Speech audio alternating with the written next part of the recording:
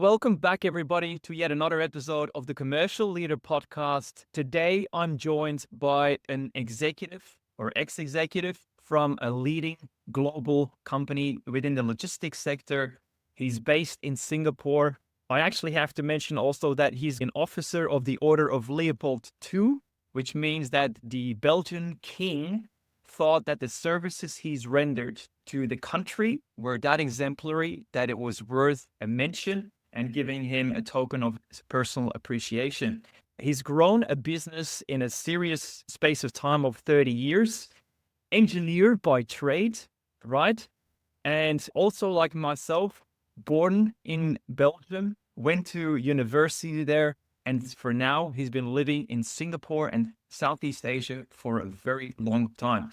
I want to welcome you, Koen Cardon. Welcome to the show. Glad to be here.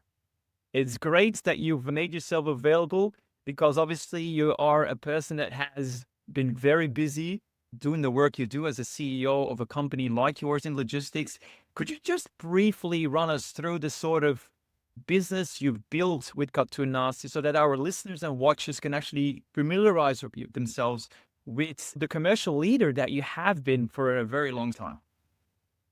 So basically, built for Belgian logistic company, their expansion in Asia and the services, mainly, I would say, everything from between the production of mainly chemical, but also other product, up to bring the products into a port. So that is everything to do with operations within chemical plants, transport, logistics, planning, scheduling, and packaging of product. It's mainly an operation where you work a lot with operators and blue collar workers and drivers. So you need to bring basically the philosophy or the values that key customer has into that organization and make sure that all your operators work in a safe environment and at high productivity. Yeah, brilliant. Can you give us an idea of the size of Katoen Natie, the business that you headed up within Southeast Asia?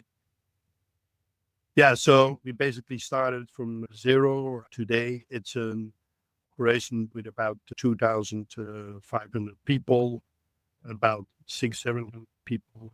Singapore with another 200 contracted drivers. Then in Thailand, about 1,500 people, and more recent also in Vietnam, where we have a more seasonal business with people. Wow, sizable for sure.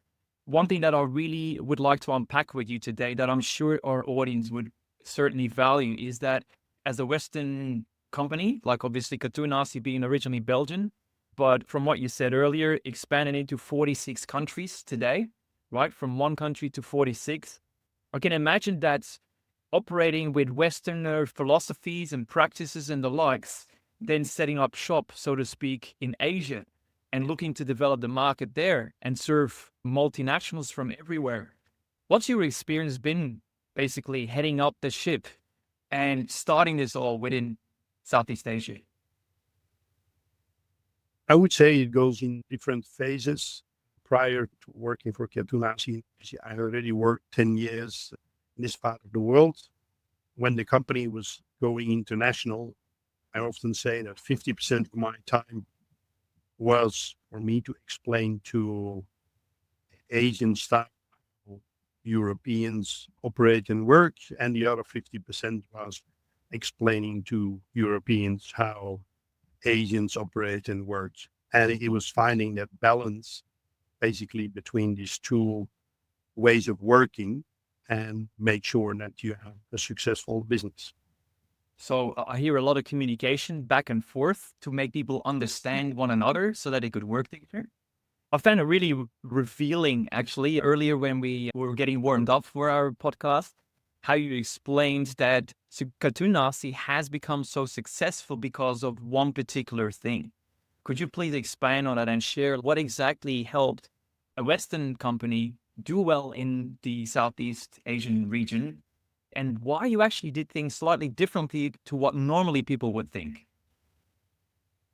I think the key element that made Katoen Natie successful is basically its culture, the way we work, the way the company behaves, the way the company communicates its values and lives according to that has been the key element. Everyone can build warehouses and hire workers and buy forklifts and trucks, but that doesn't mean that you are successful.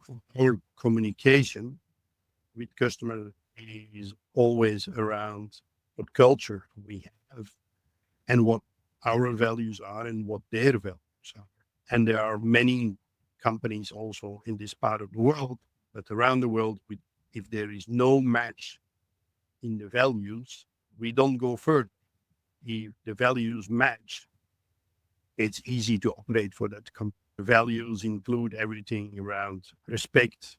Safety is a pure cultural thing. Non-corruption is a cultural thing.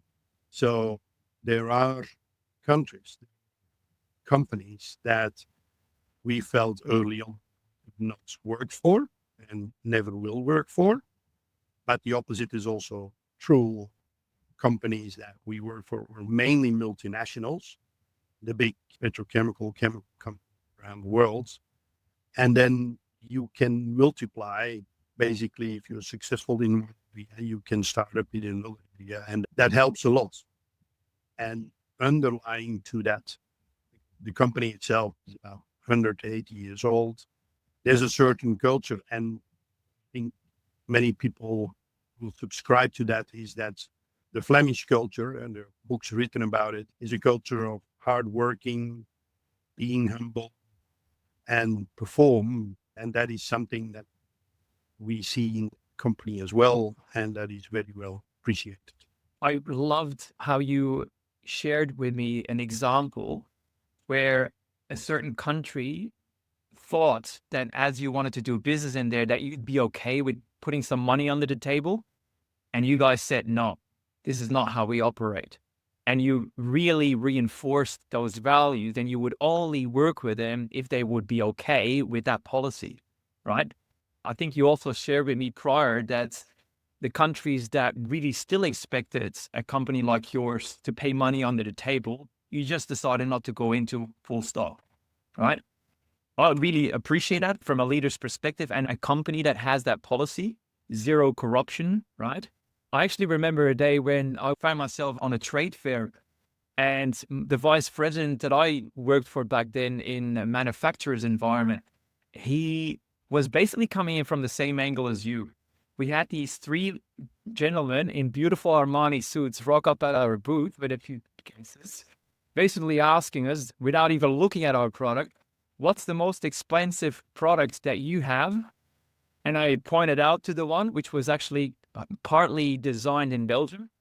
And they said, we'll take three of them cash. And they opened up the briefcase and showed me the money, literally. And my VP said, you know what, Bram, just thank the gentleman for coming and just say that we cannot help them. And that was it. And I thought, wow, I respect it when business people can walk away from something that smells fishy and that doesn't align with the values and be able to say no thank you for it. So well done for you guys to also do the same. Tell us a little bit more about some of the challenges that you as a leader experienced being Flemish originally and then working in the Asian countries. I think there's a lot of aspects, but one of the things that predominantly work for us well in Singapore is that you need to grow strong local people, and you should stay away from what we call the colonial approach, from people coming from Belgium and saying, oh, we know everything better, we're going to teach them how to do things. If you do that, first of all, in such an environment, especially Asians, they will not say anything, but they will leave the company. So if you come and dictate how they have to do things, it's not going to work. If you train them, and then teach them why you do specific things, they become very strong and outspoken. And now, at least in our group of companies, it has become the reverse, where for many parts of the business, they rely on how we work in this part of the world because the performance has been excellent. And why has it been excellent? The company has a fantastic track record in Singapore in terms of safety and other things, because once you tell people this is how we do things, they listen and they will follow that. And that's very different from the operators you work with in other parts of the world. So that makes it very easy to grow a business. One thing I noticed is that Katoen Natie is very focused on developing its people and making sure that they're aligned with the company culture and representing the business accordingly. I found it quite fascinating how you explained how the management trainee program actually worked and what it led to. If you could please take us a little bit on that journey, like what exactly that looked like and what you found that management trainee program has done for the business. Yeah, that's we could see when we were growing very. Again, we went from 400 people to more than 25,000 people in 3 decades. Basically, you need to make sure that you also have your management structure in place. Now, because of the strong cultures, part of the culture is that we are very close to what's happening on the floor, and you need to understand what's happening on the shop floor. So it doesn't work to bring in people from either other companies or university graduates who then come and start to dictate to operators how things work. So we need to grow management from the bottom. Now, how we decided on doing that is to hire people from universities and said, listen, we will let you enter into a management trainee program. We will pay you in accordance with what you have studied, but you have to start by working 2 years on the work floor. You have to work 2 years on a packaging line of loading containers, driving a fork. Now, 50% of the people said, no, not for me. So this was the people we thought we didn't want. So the other 50% who did it, there was also still a fairly big fallout. So the parents would sometimes react, hey, we paid for your studies and now you work as a forklift driver where you studied to become an engineer. So they're definitely telling us with that. Now, once people have done that for, let's say, 2 years, and they are a superstar. They basically know what's happening on the floor. They step into any meeting and they know this can go wrong in that operation. So they know what they're talking about. So they're very valuable. The issue with that is that then I would say friendly competitors and other organizations or customers very much would like to hire people. So again, talent pool reduces, but we don't see another option. You train people to be the best, yes. Then some of them get taken by other companies, but the alternative is not to train, and that's not an option. If it's the longer we work at program, the more it's successful. And we really, by doing that, built a global team. So we did people in that management trainee program in Houston, in the US, in Thailand, in Singapore, in the Middle East, and exchange these people to work for a number of months or years or locations. So you long term, it's a winning formula, but it's not an easy one. Yep, I see. And I think you said that 1 in 5 ultimately that started still stays with the company. Was that roughly how the statistics look like? Is correct. And you also see, because of the company culture, once people stay, I would say 5 years, they stay forever. Yeah. So there is a thing, especially in the current market. I was involved with one of the universities here and still am. And I was listening to one of the professors talking, and I said, if you do not work for 3 companies in the first 5 years of your employment, you fail. I'm like, I was really shocked, but this is really what companies or what students are being taught. So yeah, people sometimes, good people leaving. I said, why do you leave? Is it a problem with your pay? No. Is it a problem with what you do? No, I like it. Is it a problem with the industry? No. Then why do you do that? I've been told that I need to work with a few different companies in the first few years. Yeah, that I have no answer for that. But we do see that if you give a lot of opportunities of those individuals within your company, both geographically and in terms of scope, people will appreciate and will stay.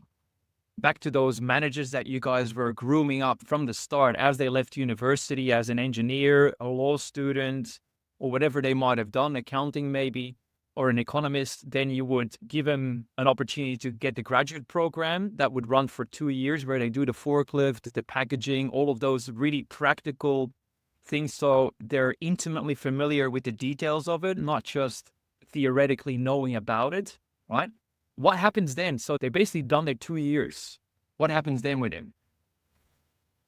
Then they will go into function in the company in management or in specific things that they feel they're interested in. And the company had that they're a fast growing company. So there are always new opportunities, new locations and things where we can give people an opportunity. And you could also see that we have a culture. We work with quite a few generalists, meaning to say that as soon as they're in management function, they need to know everything about or a lot about the accounting, the commercial part, the operations part. So it's very broad. Whereas if you see young people going in a big multinational, they go into a very, very channel. You are accounting and you do nothing else. You are commercial and you do nothing else. So I think young people are looking for something much more broad. And that is something that we always clearly manage to plan for all the young managers in our organization. So very broad. Obviously, then those people can travel the world working out of different warehouses and logistical sites that are part of the company. I'm wondering, what has been your personal journey as a leader, where you think, obviously, you graduated as an engineer, you did your first 10 years or so, I think, in working in Macau and so on. What has been your personal leadership journey where certain things you were just not prepared for and you had to learn it the hard way? I definitely had to learn things the hard way. But if I look back, being blessed that I was always having a very good mentor somewhere in the organization. For a while, I was a very senior manager within the organization that basically had retired, but was asked to come back in the organization in the Hong Kong days, and was basically my mentor because I was very young to manage a fairly large business, and it helped me to have him as a mentor. We had a joint venture company in Hong Kong, and I got along very well with the boss. They called it a tycoon, a very wealthy guy, and he took me under his wing and a lot from him as well. So if I look back, I always had a couple of mentors that took care of me when I was in my young career. And then I did switch. I kept always in contact with things outside the company. So I did quite a few guest lectures at universities and things. So you stay connected with universities or with the business world outside your core business. So that helps you a lot in the communication with customers, with employees, because you have more of a view of geopolitics or things outside the narrow scope that you do as a company. I've always been very excited. For example, in Katoen Natie, we were handling petrochemicals, basically plastic resins that you bring from A to B, which in itself is extremely boring. But if you start to explain to people this is for food packaging and having good food packaging, you extend life for all kind of food, for medical appliances. It's for lighter cars and the future. So if you see part of your operation as part of a bigger picture, it becomes very exciting. And that's also a message that I always try to bring to everyone in the organization, every operator and forklift driver. If they know what they are doing and they are part of, they are just much more committed. Brilliant.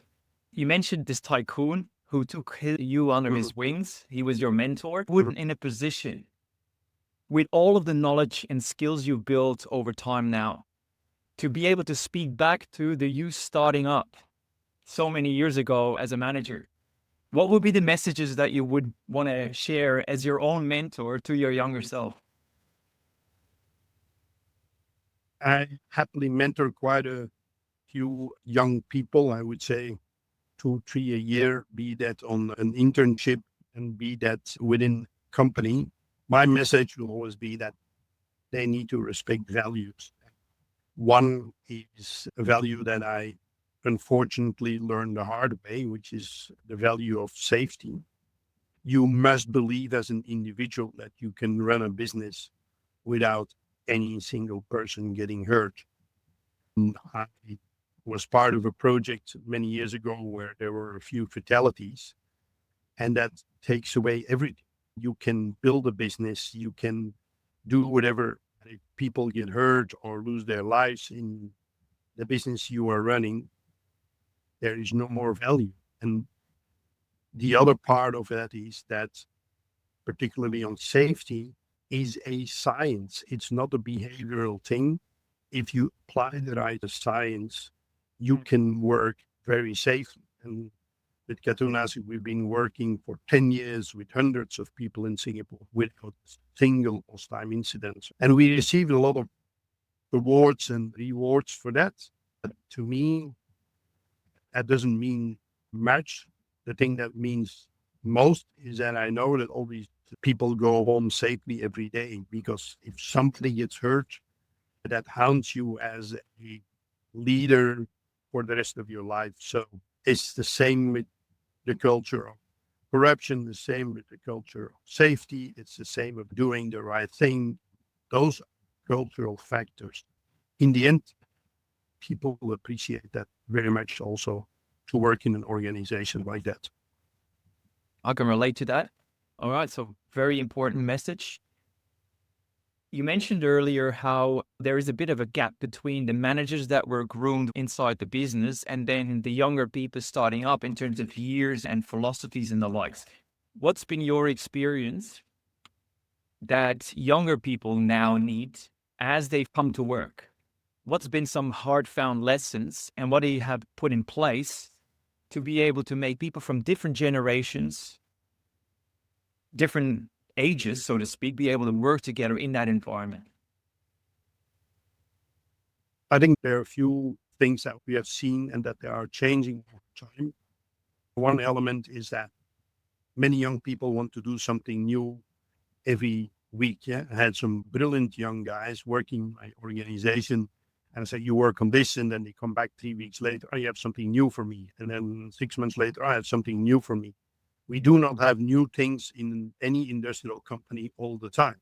We have new ways of looking at things. You cannot continue to find new things, and if you continuously want new things, then yeah, you have to go somewhere else or work with another company. So it's a challenge for the company to make sure that you make it exciting for young managers and young people.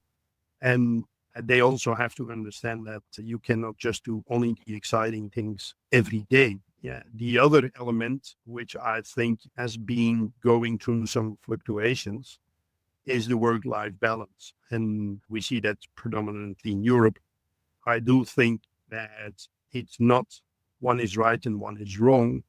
When I started off, it was very normal that you worked 7 days a week and you never took a day off. And because we did find the job exciting, we didn't think that way. There was no such thing as the holidays and seldom weekends or working hours. It was also very exciting. I see for young people, yeah, they all want to have a work-life balance. And I appreciate that. I think maybe we were wrong in those old days to work all the time, but that's a cultural thing. I think we've reached a nice balance now where young people say, okay, I do my work 9 to 5, but don't ask me to do something after 5 o'clock. That doesn't work in our industry. But if you motivate people, they will say, oh, I need to get the job done and I will be there till midnight if I need to be there. So you need a little bit of both when you need to obviously also reward these people more flexible in that approach. That's really good so far. We're going to step back now and we're going to talk money.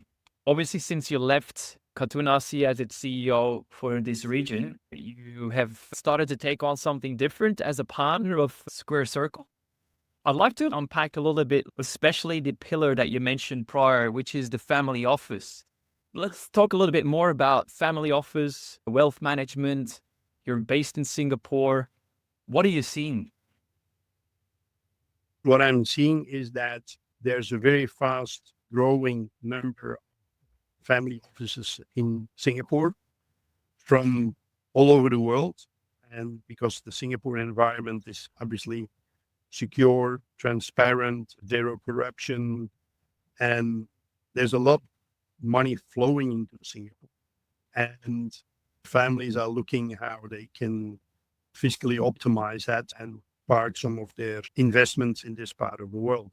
Singapore, you're obviously also much closer to a growing market, and you're basically much safe. You're close to Indonesia, but not in Indonesia, close to Malaysia, close to China. So that is the beauty of Singapore, that when you are based in Singapore, you all the time, and I'm talking 24/7, in contact with people from the region. So there is a very good view on what is happening in the region, which is still a big success story. And for people to invest in this part, because yeah, Europe is not a very happy story. It's maybe Latin America. Yeah. The US is a very polarized story, but I do think that Singapore finds still always the balance between China and the rest of the world, and India is basically a very good location to point your radar at anything in the region and find basically projects and good investments. And also the opposite is true. Surrounding countries from Singapore look at Singapore on what is successful. If you are successful with a certain technology in Singapore, Malaysia, Thailand, Indonesia, Philippines will be very quickly adapted, use that, because if it works in Singapore, it works for them. That's, I think, the strength of Singapore. These days, what are you going to be doing now? You obviously now entered a new stage of your life. Tell a little bit more about the work that you are seeking to do with Square Circle and your partners. We are looking to provide some advisory to companies within our network. We have no ambition to consultancy. We just closely monitor what is going on. The whole world is changing very fast because everything to do with geopolitics and AI. That's very difficult to keep up with that. But in the end, really having experience and having know in this part of the world. And we think we can be of value for European companies and other companies, also local companies, to give some advice and help companies to start or not to start. I have worked and been president of the Luxembourg Chamber of Commerce. And many of the European or Belgian companies that came to Singapore told them, sorry, I'm going to disappoint you, but you have no place here. The business that you are offering, simply, it's going to be extremely difficult to be successful in Asia. Stay at your turf. But also other companies say, listen, you have an opportunity in this part of the world if you take it from that angle or this angle. To give you one example, one of my views on that is that people often come to Singapore and think that they can be successful in everything because Singapore is successful. The opposite is true. Competition here is huge, and you need to understand very well the government.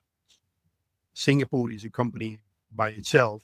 The government knows very well what it wants, doesn't knows very well what kind of companies or individual it wants in Singapore or doesn't want in Singapore. So the number thing that you need to do is to try and understand what the Singapore government wants. They have all the government bodies to explain that, to communicate that, and they are very clear in what they want to do and don't want to do.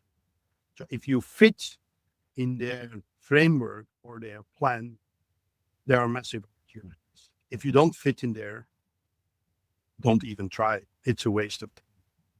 So I'm hearing that the economy and the politics go really very closely hand in hand. You cannot just assume that you might have a commercial value proposition without really having a close relationship with what the government wants. That's what I'm hearing. That is correct. But the government is, and that's different from other countries, does not involve itself in the business itself. Yeah. So it provides a runway, it provides a regulatory framework for you to do your thing, but you do it for the individual as a company. And with that runway, there's a lot you can do. You need to be aware of what are the conditions to be on that runway. And once you have that, you can be successful in Singapore, but also in the region. Yep. You mentioned earlier how sometimes people, especially in the context of the wealth management and family offices, that it was about one family office setting up every day in Singapore. Was that the metric? I think there were only a few hundred family offices not long ago. Now there are a few thousand. So there's a lot of new family offices being set up out of Europe, out of the US, but also out of the region. Because you have obviously a lot of wealth being built in this part of the region. And if you look back 10, 15 years, people in Thailand, or families would look at Thailand only. Now they want to take a broader look. They want to diversify their investment and look at new technologies. So that has evolved a lot. And again, Singapore is an excellent springboard to do all that. What would you say that you've seen that people coming from elsewhere and trying to set up shop in Singapore and the adjacent countries, where have they fallen flat on their face? What have they misunderstood? What have they not known about? What was the lack or the gap in their knowledge and expertise? Well, I have seen quite often that people do not put enough energy and time and money into starting up in this part of the world. You cannot expect, you have people and say, oh, we're going to start a business unit in Singapore. We hire somebody local, we open an office, and the rest will find its own way. If you ask the same people, how long did it take you to be successful in Belgium, for example, or in Spain? It took us 10, 15 years. Well, then you also need to commit for 10, 15 years to be successful in this part of the world. Secondly, you need to find the talents. You need to find the people you can trust and are with you for a very long time. Obviously, young managers have dozens and dozens of opportunities in Singapore, and it represents a company that comes from Europe or elsewhere work, then they will go somewhere else, or it doesn't go fast enough, they go somewhere. Or if they see that it works, they set up their own entity, and then that creates unhealthy competition, which is logic. So you need a very strong commitment, and you need to define how much money you want to allocate to being successful in this part of the world or not. Many people come in and then, okay, are you prepared to put $3 million on the table? And they say, oh, we'll see how it goes. And that is not the answer. The answer is I commit, I go for, let's say, 3 years. I invest $1 million a year, and then I see where I stand after 3 years. Because if you don't take that 3 year, 5 year window, the honeymoon is always very fast ending. And then people are disappointed, or we still don't make money in this. You need to have a much more structured approach to invest in this part of the world, and do not go to too many locations at the same time, because often people think ASEAN is one part of the world with the same culture, or even India or China. We're talking 50, 60, 70 different countries, languages, cultures. So you cannot say, I'm going to learn all these cultures and work according to the culture. You need to come in with your own culture. But you also need to pick places where you say, this is where I'm going to develop, and I'm going to go step by step. I'd like to explore the opportunities that you see within the region for Western type organizations. What opportunities do you see that are very hot, and what should people consider before they move in, other than being committed to investing the time, money, and resources? I do think there's a lot of technology, I would call that old technology, that Europe has, that can have a lot of value in this part of the world, especially in the make industry. And then you need to basically start out with a new approach, applying technology or IT environment that is already present in this part of the world. I think many underestimate how fast that China is going in the make industry. It's very difficult to come up with, say, oh, I'm going to make this or that part, this kind of furniture or this part for office things. You are not going to be competitive. But if you bring that technology to here, and so let's see whether we work with an Asian partner, and you combine the strengths that China has, that Singapore has as a more of a financial center, and the know from Europe, it's a perfect combination. People are often too modest when they talk about the know they have and the technologies they know in Flanders or in Belgium, in Europe for that matter. Makes sense. I'm fully with you. Being a Belgian myself, I still have my dual citizenship as well.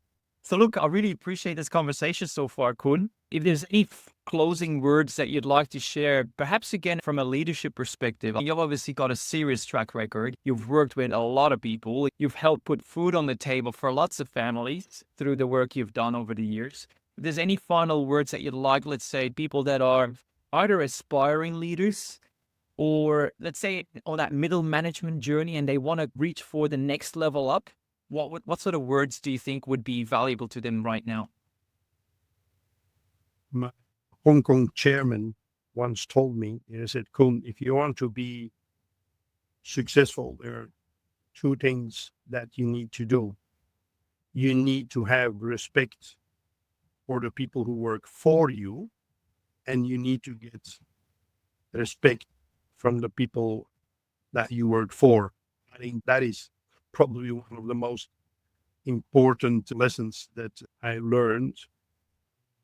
Think that by showing or respecting the people that work for you, the workers, the operators, the drivers, the office staff, if you show that you respect them, they will respect you also, and you can be very successful as a team. I think respect is something very high in the value scale of everyone in Asia, and more so than in Europe and in the US.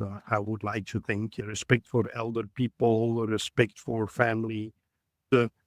A lot has to do with respect, something that is no more valued that much in other parts of the world. So I think for young managers and for aspiring managers to be a number of years in this part of the world, it's exciting, it's addictive, it's extremely beautiful, and it's very enriching in many ways. Fantastic. I much appreciate your time, Koen. Obviously, if anybody would like to reach out to you, LinkedIn is the place to be, right? That's correct. That's Koen Cardon. It will all be part of this episode, so we'll make sure that you have the links to find Koen easily. Other than that, just in closing, Koen, what does the next year look like for you?